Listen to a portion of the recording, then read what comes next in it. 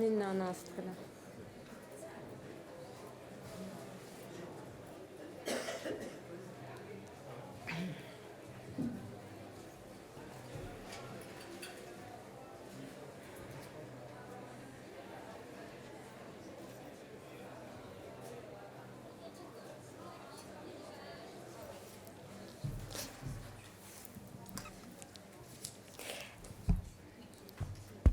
Ça a l'air pas mal.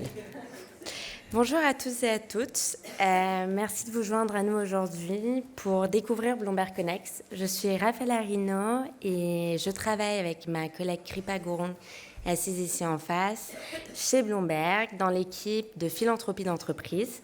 Je suis basée à Paris, elle est basée à Londres et se joint aujourd'hui pour échanger avec vous.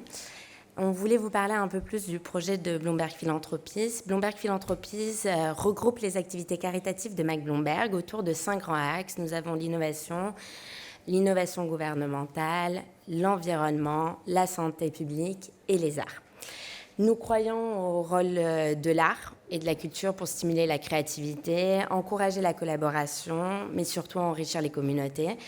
Et on soutient des artistes, mais aussi des institutions culturelles dans le monde entier pour les aider à attirer des nouveaux publics et aussi à dynamiser la culture au sein des villes dans lesquelles ces institutions évoluent. Bloomberg Connects est un des projets les plus dynamiques de ce programme. Il s'agit d'une plateforme numérique gratuite imaginée par Mac Bloomberg lui-même qui souhaitait que tout le monde soit accueilli à l'entrée d'un musée ou d'une institution culturelle de la même façon qu'il l'était lui, avec du contenu interactif pour en apprendre plus. Et l'idée était que tout le monde puisse découvrir et explorer les arts facilement d'où qu'ils se trouvent. Donc c'est vraiment ce souci d'accessibilité et de vulgarisation de la culture qui l'a amené à développer cette plateforme. Aujourd'hui, on est ravis de vous présenter notre communauté croissante de partenaires à Paris. Nous en avons 2 ici. Et le travail remarquable qui ont été faits en fait par leurs équipes pour faire vivre la culture de façon différente. On a au sein de l'application Bloomberg Connects à présent 1300 institutions culturelles. 40 sont présentes à Paris et on a à peu près 6 millions d'utilisateurs cumulés. Cet impact et en fait le dynamisme de l'app est avant tout lié à nos partenaires et à la façon dont ils se sont appropriés et font vivre en mettant des contenus divers et variés. Et c'est dans ce souci qu'on tient ce panel aujourd'hui. Je ne vais pas être trop longue, mais Kripa et Valentine sont présentes ici aujourd'hui. On a un boot Bloomberg Connects pour vous parler un peu plus de ce qu'on fait. Et surtout, je passe la parole à Anaëlle Pija. Je vous la présente brièvement parce que ça ne lui ferait pas honneur sinon de modérer tout ce panel. Anaëlle Pija est une ancienne élève de l'Institut Courtauld à Londres. Elle a été rédactrice en chef d'Art Press. Elle est éditeur de The Art Newspaper ici en France, mais aussi journaliste à Paris Match. Elle a fait nombreux ouvrages, dont les 2 plus récents, Effervescence de la peinture dans l'art contemporain, Flammarion 2021, et Alice Néel, Flammarion 2022, et nombreuses autres expositions. Et je te laisse présenter nos panélistes aujourd'hui. Et je vous souhaite un excellent CITEM à tous. Merci beaucoup, Raphaël. Bonjour à tous. Merci aux équipes, toutes les équipes de Bloomberg Connects de votre accueil et de la préparation de cette table ronde. Merci à vous, Muriel Sassen, Peter Keller, d'être avec nous aujourd'hui. Nous allons avoir une discussion pendant environ une demi-heure avant d'ouvrir les questions à la salle. Cette table ronde sera l'occasion de donner aux institutions culturelles parisiennes une opportunité de vous entendre, d'entendre la façon dont vous utilisez cette application Bloomberg Connect et de partager votre expérience, puisque peut-être beaucoup d'entre vous sont intéressés sur le point de rejoindre cette communauté. Un mot pour vous présenter d'abord. Muriel Sassen, vous êtes diplômée d'un master en patrimoine et musée de l'Université de Cambridge. Vous avez débuté votre carrière à la communication puis au mécénat du Musée du Louvre. Vous avez également fait un passage au musée du Quai Branly à l'occasion de son inauguration. Vous avez été responsable des partenariats à la Manufacture de Sèvres, puis directrice de la communication, du développement et du mécénat à la Cité de l'Architecture. Depuis fin 2019, vous travaillez au MAJ, le musée d'art et d'histoire du judaïsme, où vous êtes responsable de la communication et des publics. Et Peter Keller, depuis 2024, vous êtes le directeur conservateur du musée de la Légion d'honneur et des ordres de chevalerie. L'année dernière, vous avez présenté le nouveau PSC, projet scientifique et culturel du musée. Entre 2017 et 2023, vous étiez le directeur général de l'ICOM, le Conseil international des musées. La conférence générale hybride qui s'est tenue en 2022 et qui a adopté la nouvelle définition du musée, c'est vous aussi. De 2002 à 2017, vous étiez directeur du musée de la cathédrale de Salzbourg, en Autriche, dans le cadre d'un projet de 7 ans et qui a été l'occasion d'échanges intenses avec à la fois des collègues et des consultants. Vous avez intégré le musée dans un cluster de 4 autres musées, et ce qui a considérablement fait augmenter le nombre des visiteurs. En parallèle, entre 2005 et 2018, vous étiez membre bénévole du Conseil consultatif régional de la culture, ainsi que du Conseil consultatif national et du jury national des musées. Voilà. Pour commencer, aviez-vous l'un et l'autre, avant d'utiliser Bloomberg Connect, eu l'expérience de collaboration avec d'autres applications ou d'autres plateformes digitales ?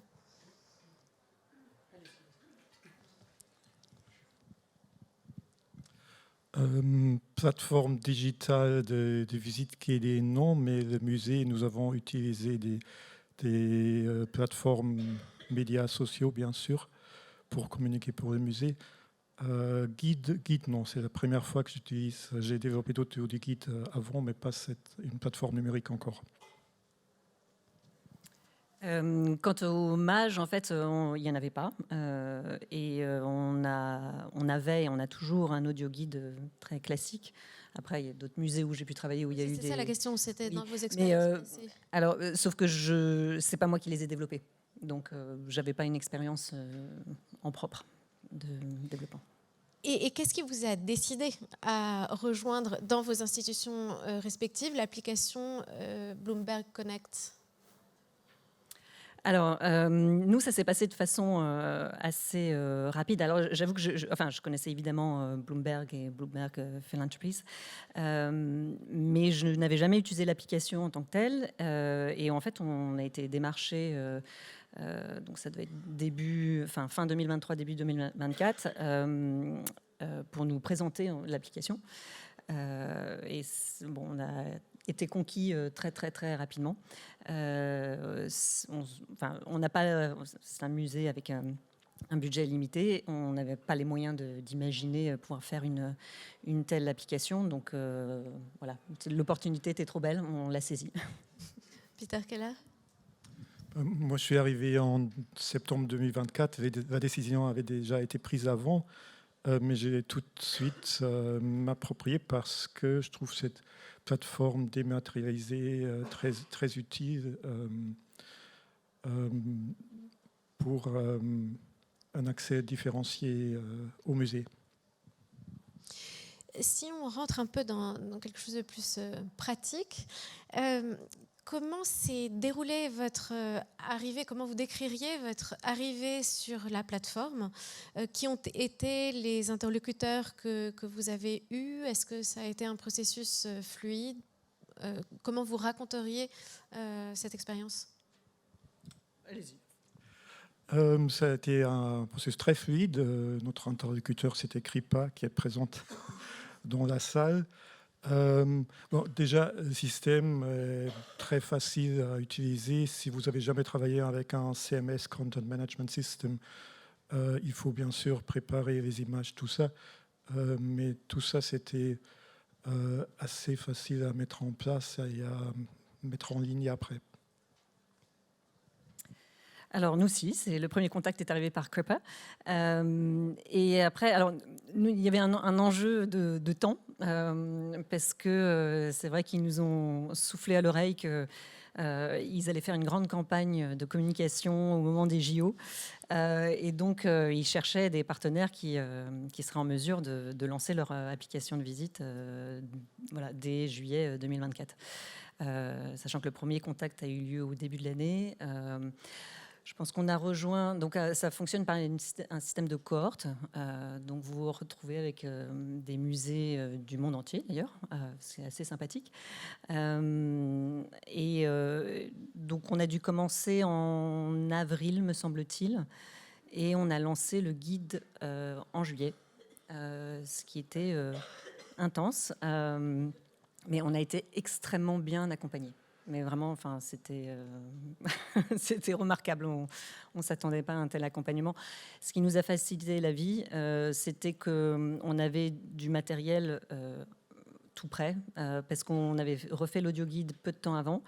Donc on avait des audios, on avait des textes, tout ça validé par la conservation, par enfin, aussi rédigé avec le service de l'éducation et de la médiation.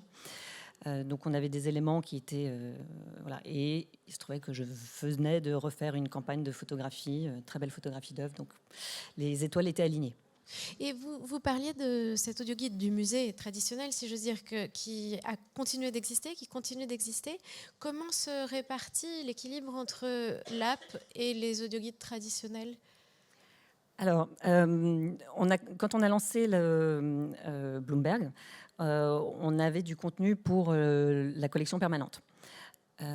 Donc en fait, on a mis les mêmes contenus. Donc en fait, c'était les deux façons différentes pour le visiteur d'expérimenter, de se faire accompagner dans la visite. Pour l'audio guide, en fait, on avait volontairement choisi quelque chose d'assez low-tech. Enfin, c'est vraiment un appareil assez traditionnel qu'on pensait pouvait bien correspondre à une grande partie de nos visiteurs. Mais il est disponible en français, en anglais, en espagnol. Donc c'est très bien parce qu'on avait ces 3 langues qu'on a intégrées au guide numérique. Mais il y avait d'autres services offerts par le guide, par exemple un plan du musée, ce que les visiteurs, notamment étrangers, aiment beaucoup et qu'on ne fait plus, qu'on ne distribue plus à l'accueil parce qu'il y a eu beaucoup de changements dans les collections permanentes. Donc bon, le papier, bref, c'est plus facile de changer des choses dans une app que sur du papier. Et donc, au début, c'était beaucoup un usage par les visiteurs des collections permanentes et donc beaucoup de visiteurs étrangers. Donc là, ça fait plus d'1 an et demi qu'il est en service. On se rend compte que maintenant, on fait des modules pour les expositions temporaires. Et donc, c'est aussi très utilisé par ces visiteurs-là.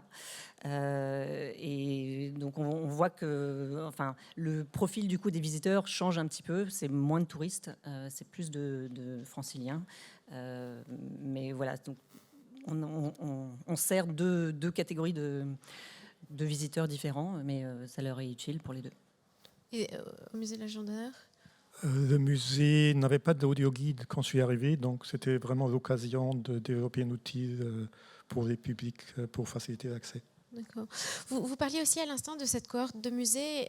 Est-ce que vous avez eu des retours d'expérience ? Est-ce que vous avez partagé des discussions avec d'autres musées partenaires, faisant partie de... Moi, non. Non, enfin un petit peu avec la MEP, la Maison européenne de la photographie, qui était même avant nous, si il me semble, ça devait être les tout premiers à Paris, je pense. Mais sinon, non, pas tant que ça. Mais au début, on était vraiment parmi les premiers en fait à Paris. Donc, mais après, alors en revanche, j'ai été contactée par pas mal de musées à travers le monde, vraiment à travers le monde, qui ont repéré qu'on faisait partie des musées présents sur le guide. Et donc là, je peux faire du partage d'expérience. D'accord. Et pour continuer ce récit de votre expérience avec Bloomberg Connect, est-ce que vous avez à certains moments rencontré des obstacles, peut-être comment ces obstacles vous les avez surmontés? Si on prend par exemple, pour commencer, la question de la collecte des données, qui est toujours un sujet sensible, est-ce que ce sont des questions qui vous ont...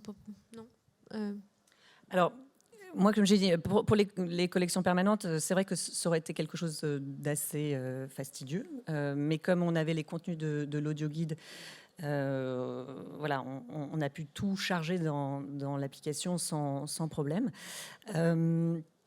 Après, l'obstacle principal pour nous, c'était les nouveaux contenus audio. Parce que les contenus de l'audio guide étaient faits par des professionnels. Alors, on a été très bien accompagnés. On a eu du matériel, on a eu des tutos, etc. Mais alors, passer le pas de créer ses propres audios, c'était un peu intimidant. Et donc, on a mis un certain temps avant de le faire. Mais on l'a fait du coup pour l'exposition là de l'automne qui vient de se terminer début mars. Et pour le coup, ça a très bien fonctionné, notamment en interne, parce que ça donnait envie à plein d'autres conservateurs, chefs de projet, personnes à la médiation, de développer d'autres audios. Ils ont vu tout l'intérêt du guide numérique, donc on a bien fait de surmonter cet obstacle. Le seul obstacle que j'ai vu, si on peut l'appeler comme ça, c'est le temps, les ressources humaines. Nous avons mis un certain temps à produire les enregistrements, certainement les textes, c'était assez rapide. Pas de questions de données, mais après nous avons mis un certain temps de publier le guide d'enfants parce qu'il est un peu plus riche, la production est un peu plus complexe. Mais c'est une question de ressources humaines, comme vous l'avez dit. Est-ce qu'il y a des questions de droits d'auteur qui se sont posées, peut-être pour les images, différemment du site internet des musées respectifs ou... Alors, c'est vrai que pour certaines, c'est vrai que notre collection, donc le MAGE, peut-être pour vous situer, retrace l'histoire des Juifs en France, en Europe et dans le pourtour méditerranéen de l'Antiquité à nos jours. Donc, on a en effet des œuvres et des artistes modernes et contemporains. Alors, après, on a le choix dans l'application. On peut charger des photos. Bon, en effet, il faut payer des droits s'il y a des droits afférents. Et Bloomberg fait régulièrement la promotion des différents guides. Et il y a une petite case à cocher pour dire s'ils ont le droit ou non de reprendre les images.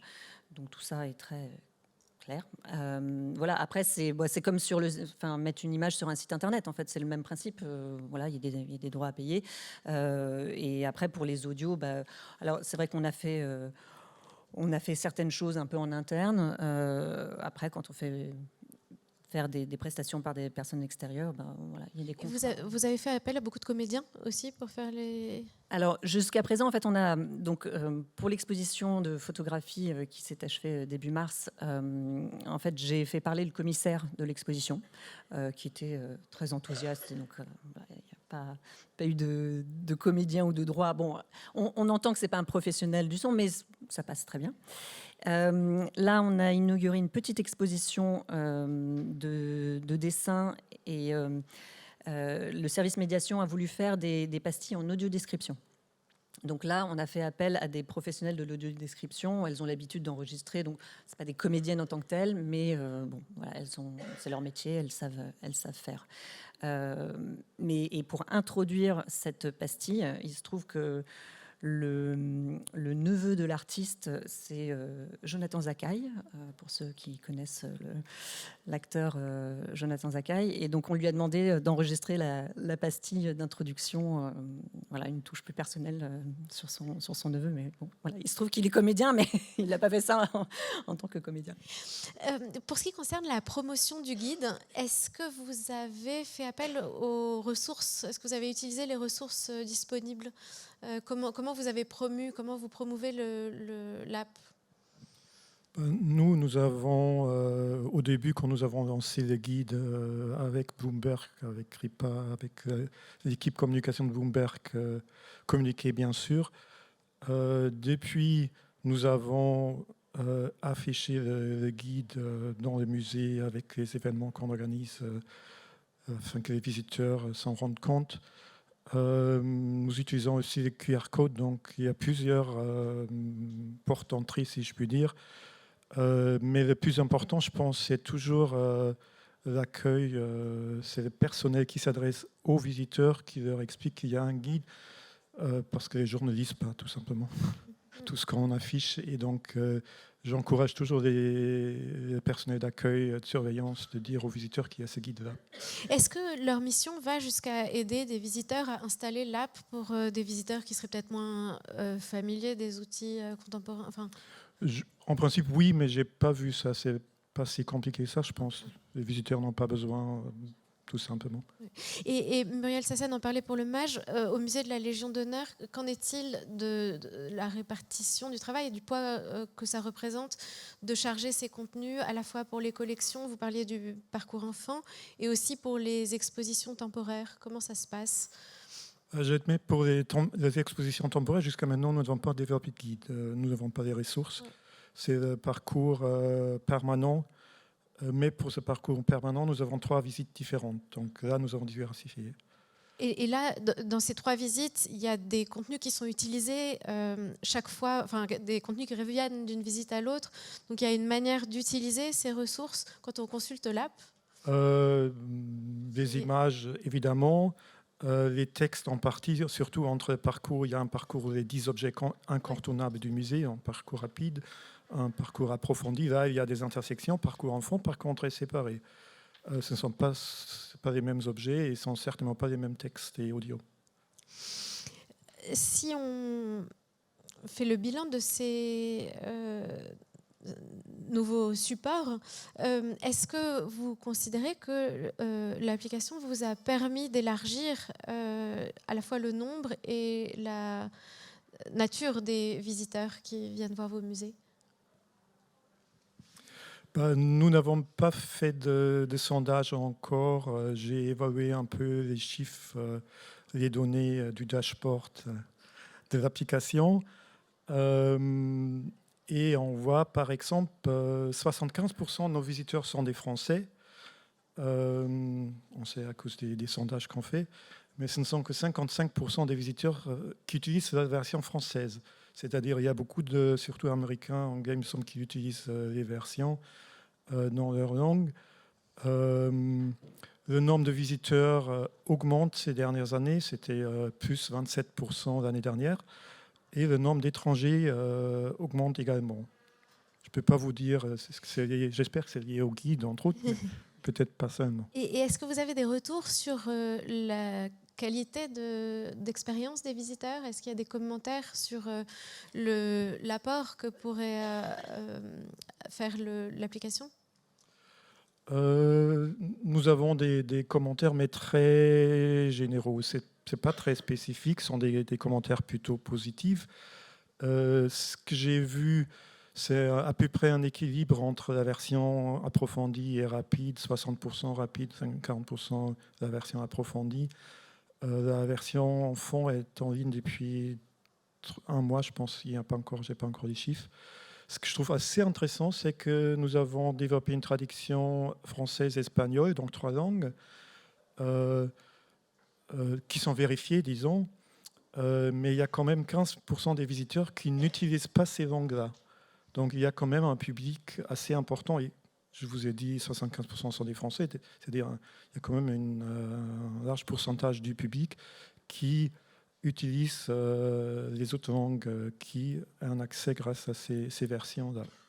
Ça, c'est l'effet Google Translate qui permet. C'est l'effet de Google Translate qui permet d'avoir un accès à ces langues. Il y a 50 langues disponibles en un clic sur Google Translate. Est-ce que vous avez une idée des langues utilisées? Non, je n'ai pas encore regardé. Il faut admettre, nous avons des visiteurs allemands, italiens, chinois, un peu, mais je n'ai pas encore vérifié ces chiffres-là. La proximité du musée d'Orsay doit donner à votre musée aussi une fréquentation particulièrement internationale, ou pas?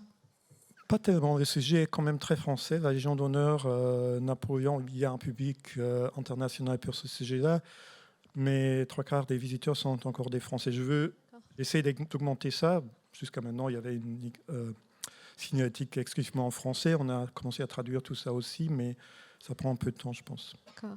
Et au MAJ, est-ce que vous avez des retours sur à la fois la qualité de l'expérience, le nombre des visiteurs?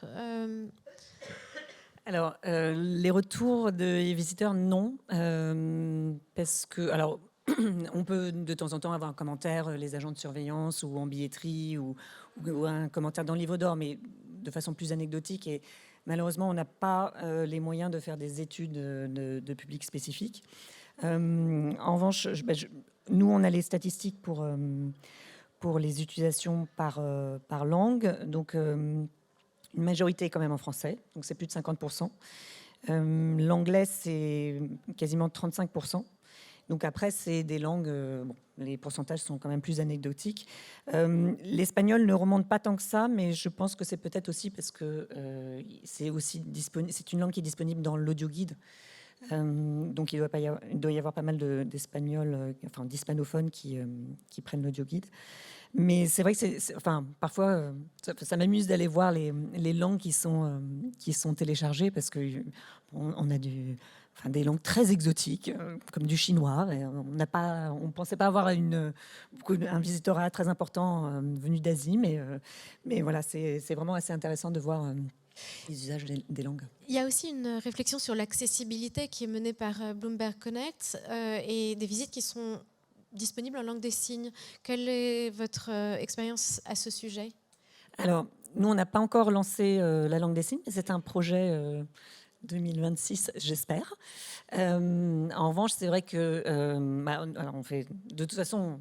Bloomberg vérifie qu'on fait très attention, mais enfin, c'est dans notre ADN aussi, de faire très attention à l'accessibilité des contenus qui sont sur le guide numérique. Et donc, comme je l'ai dit, pour notre la petite exposition de dessin qui vient d'ouvrir, on a mis des contenus en audio description.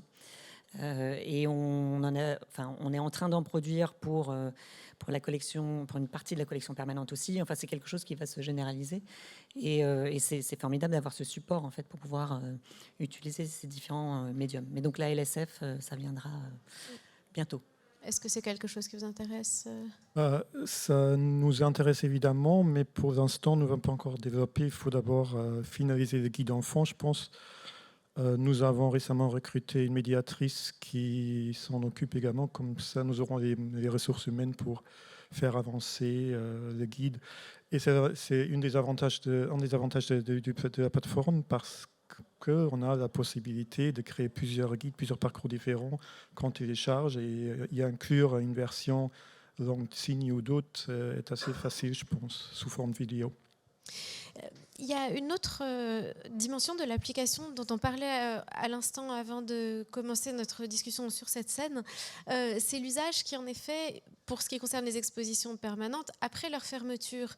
Et vous me disiez, Muriel, que pour la formidable exposition sur Denise Bellon, vous aviez constaté que beaucoup de visiteurs étaient encore en ligne alors même que l'exposition est fermée. C'est-à-dire que l'application devient comme une sorte de site internet ou de base de données qui peut être consultée à tout moment. Absolument. En fait, je l'ai constaté pour les 2 expositions 2025. Donc, on a consacré une exposition à Alfred Dreyfus, ce qui est vraiment le cœur de ce qu'on peut attendre comme exposition au hommage, qui a continué à avoir des clics après la fermeture de l'exposition. Et pour Denise Bellon également, là, ça fait 15 jours qu'elle est finie et on a plusieurs dizaines de consultations. Alors après, on a pu garder ces expositions en ligne parce qu'on a l'accord, parce que Dreyfus était patrimonial, donc pour les droits, ça fonctionnait sans problème. Et pour Denise Bellon, on a obtenu l'accord de l'ayant droit pour pouvoir continuer à garder les images sur le guide numérique. Mais oui, c'est en effet, on peut archiver les projets et donc on voit la richesse de ce que produit un musée comme le MAGE. Et au musée de la Légion d'honneur, même s'il n'y a pas d'app pour les expositions permanentes, est-ce que vous savez, peut-être en termes d'heures de consultation des visiteurs, si l'application est consultée hors des horaires d'ouverture du musée, c'est-à-dire hors des salles ? Pour ça, il faudrait voir l'utilisation par heure. Je ne sais pas si c'est dans le dashboard. Si ça existe, mais en tout cas, par heure de jour, parce que le musée est ouvert l'après-midi 13 à 18h, mais là, je n'ai pas les éléments.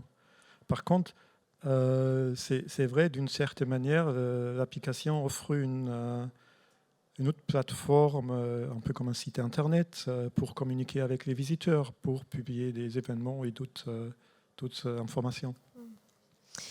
On arrive au bout de notre discussion. Finalement, quel bilan tirez-vous de votre application à Bloomberg Connect, à la fois d'un point de vue technique? C'est vrai qu'on n'a pas parlé encore de la question de la maintenance de l'application. Alors, c'est sûr que ça demande un investissement important. Surtout quand on se lance. Il faut, nous, on était 2 à s'en occuper, moi-même et la chargée du développement des publics dans mon équipe. On avait de la chance, on avait du matériel disponible. Donc, voilà, on a fait ça à 2. Maintenant, pour les expositions temporaires, on essaye vraiment d'engager le commissaire de l'exposition ou le chargé de production de l'exposition, parce que, alors on parlait de la visibilité tout à l'heure. C'est sûr que on a constaté une prise en main, il n'y a rien à prendre en main sur son téléphone, mais une consultation accrue lorsqu'on avait des QR codes vraiment sur les cartels. Ça fait une différence considérable par rapport à juste avoir un panneau à l'entrée du musée ou de l'exposition.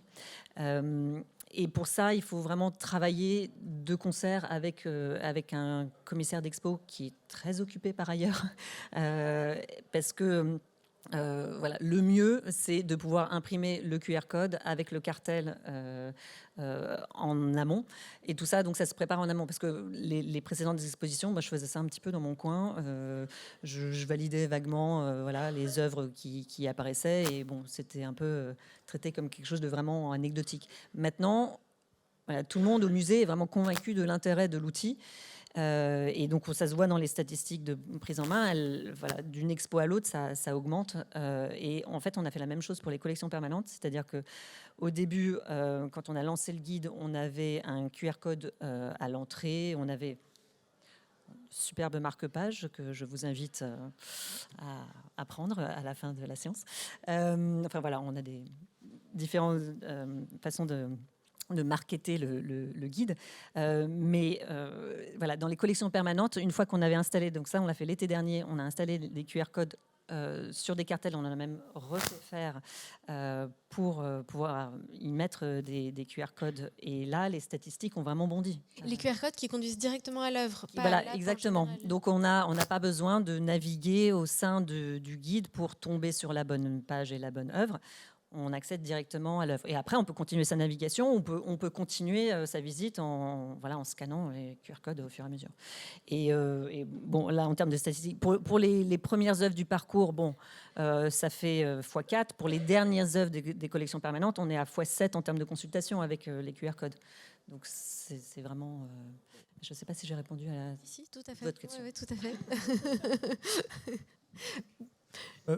Moi, je trouve que c'est une application facile et simple à utiliser pour nous et pour les visiteurs. L'utilisation, jusqu'à maintenant, j'ai fait le calcul, nombre de démarrage de guides, nombre de visiteurs. Nous sommes à 8% de visiteurs qui l'utilisent. Je pense on peut encore améliorer ce pourcentage. C'est un peu, je pense, dû au fait que le Wi-Fi du musée est trop faible jusqu'à maintenant. Parce que surtout pour les visiteurs étrangers, il vaut mieux avoir un Wi-Fi pour faciliter le téléchargement et l'utilisation. Est-ce que vous disiez au début de notre discussion que ça n'était pas le cas aujourd'hui? Est-ce que vous intéresserait le fait de développer des liens avec d'autres musées par le prisme de l'application? J'ai été directeur d'une association de professionnels de musées. Les échanges sont toujours intéressants. Oui, nous, on est toujours intéressés. Et puis, en plus, comme on est dans le Marais, qui est quand même très dense en musée, on serait vraiment ravis, évidemment. Et je tiens peut-être à souligner que nous, quand on a lancé le guide, c'était en effet une application à télécharger, que les gens devaient télécharger sur leur téléphone. Maintenant, ce n'est plus nécessaire. Alors on peut la télécharger, mais c'est en fait en scannant un QR code, on accède directement au contenu en ligne. Donc il n'y a même plus cette démarche de devoir télécharger quelque chose d'assez lourd, de l'avoir sur son téléphone. Enfin moi, en tant que visiteuse, je suis toujours assez hésitante. Je j'ai jamais de place sur mon téléphone, donc pour télécharger quelque chose, c'est un peu compliqué. Là, les contenus sont directement accessibles en ligne, ce qui facilite vraiment le travail. Et voilà, et 50 langues, c'est formidable. Mais voilà, donc moi, je serais ravie de développer des choses avec nos voisins. D'ailleurs, je crois que j'en vois un là. Oui.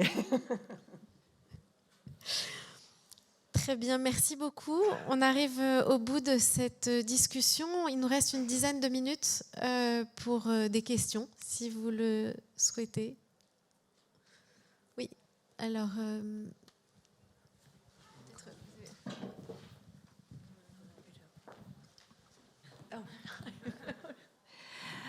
Oui, j'ai pu échanger sur le stand avec Kripa, mais je voulais savoir un petit peu comment se passait la relation avec Bloomberg Connect et surtout l'échange avant la mise en ligne. On m'a parlé de plusieurs semaines aussi pour être formé à cette plateforme. Je voulais en savoir un petit peu plus, mais rapidement.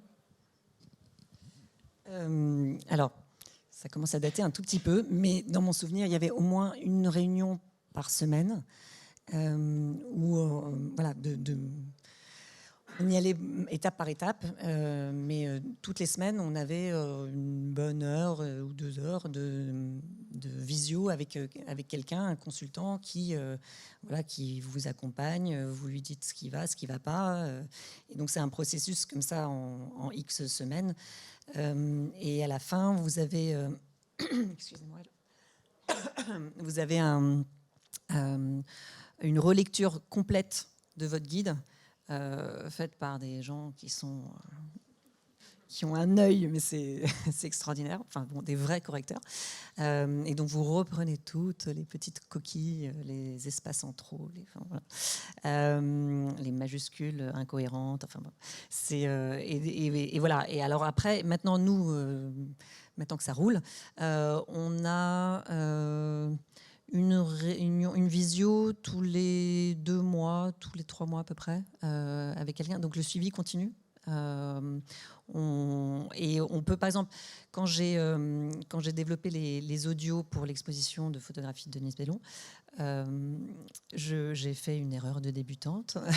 J'ai cru bien faire en faisant les enregistrements dans les loges de notre auditorium, un endroit avec du tapis par terre. Je me suis dit, c'est bas de plafond, ça ne va pas résonner, etc. Et patatras, en fait, j'avais installé le micro près d'un miroir, et donc ça a fait un effet cathédrale, mais je ne l'entendais pas au casque, je l'ai entendu après. C'est pas possible, donc j'ai passé une soirée à essayer de les bidouiller sans y parvenir. Et donc le lendemain, SOS, donc celle qui nous suivait, Eva, je lui ai dit, est-ce que tu peux nous aider?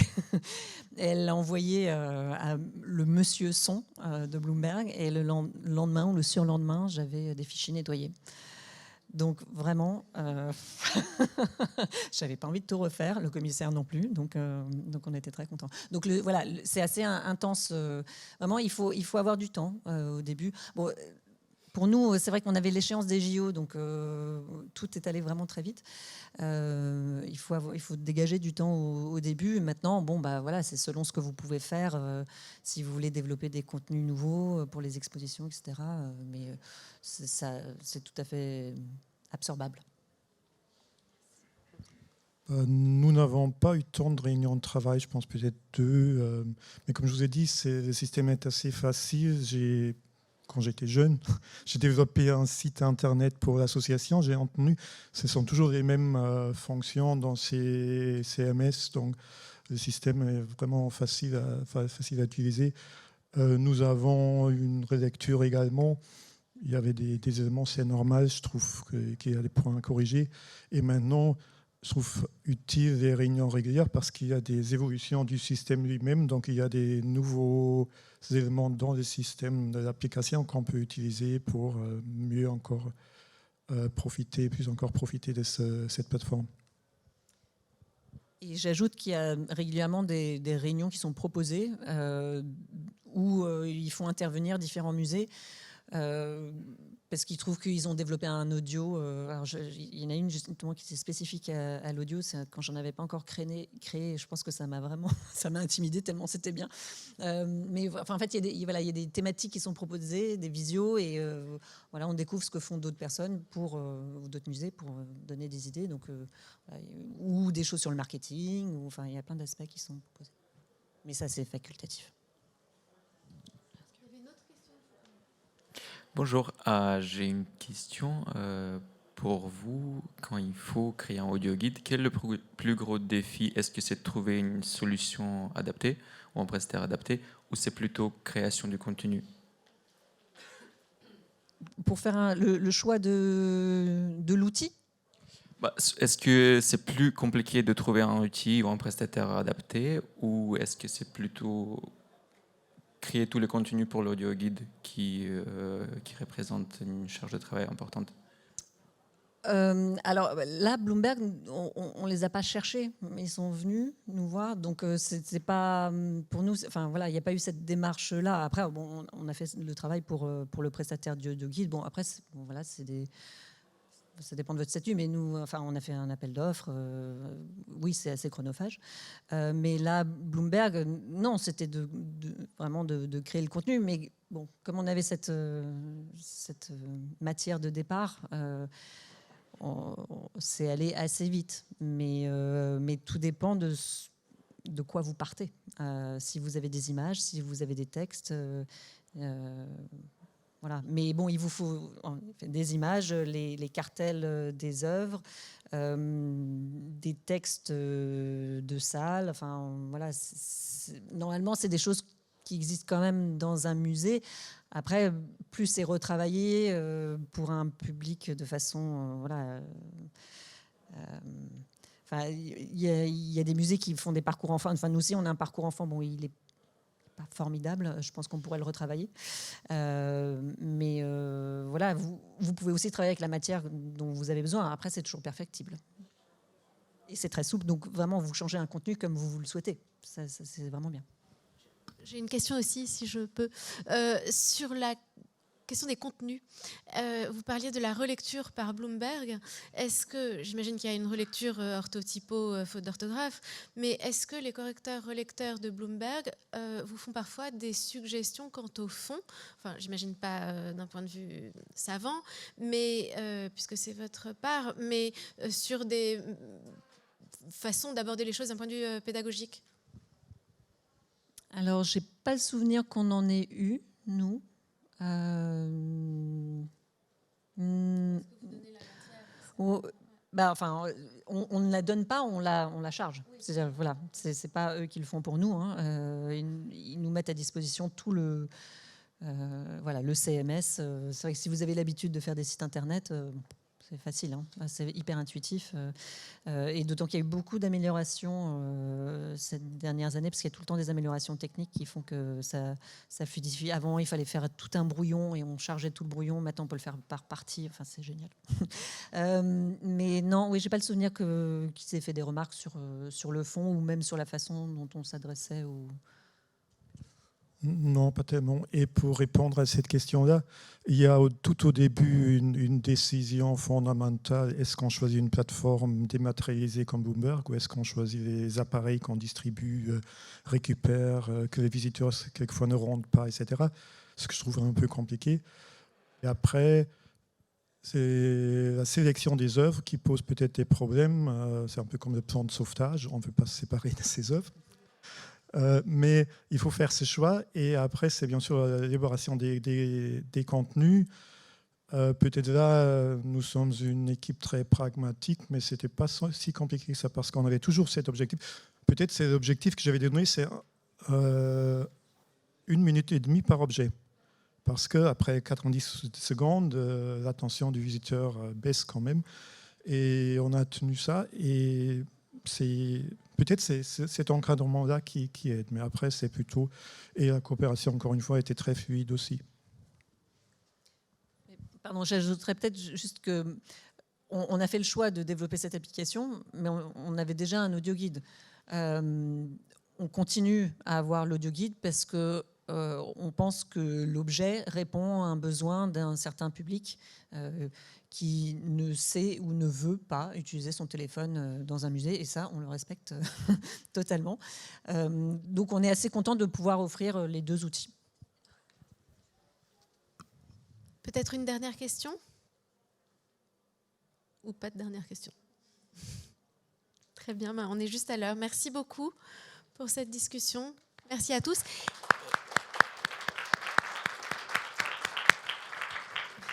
Et vous pouvez retrouver les équipes de l'application sur le stand qui est B16, si je ne me trompe pas. Merci beaucoup.